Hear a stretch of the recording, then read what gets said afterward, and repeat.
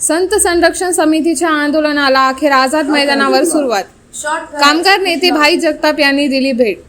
देहू येथील संत तुकाराम महाराज यांची तपोभूमी वाचवण्यासाठी संत संरक्षण समितीचे अध्यक्ष मधुसूदन पाटील यांनी महाराष्ट्रातील शेकडो वारकऱ्यांना बरोबर घेऊन मुंबईतील आझाद मैदानावर मंगळवारपासून आंदोलनाला सुरुवात केली आहे. पहिल्याच दिवशी काँग्रेस आमदार कामगार नेते भाई जगताप यांनी भेट देत आंदोलनाला पाठिंबा दिला. देहू येथील संत तुकाराम महाराज यांच्या साधना भूमीचे संरक्षण व्हावे.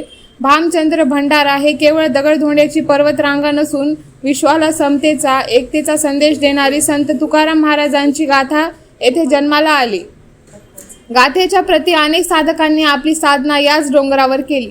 मराठा महासंघाचे राष्ट्रीय अध्यक्ष दिलीप जगताप, मराठा महासंघाच्या आध्यात्मिक आघाडीचे बबरूवान शेंडगे पाटील, संतभूमी संरक्षण समितीच्या कार्याध्यक्ष माधवी माने, शेतकरी संघटनेचे लक्ष्मण वडले, मुंबई मराठा महासंघाचे शहराध्यक्ष अविनाश राणे मोरे, मराठवाडा संपर्क प्रमुख रामभाऊ मोहिते पाटील आदी आंदोलनात सहभागी झाले आहेत.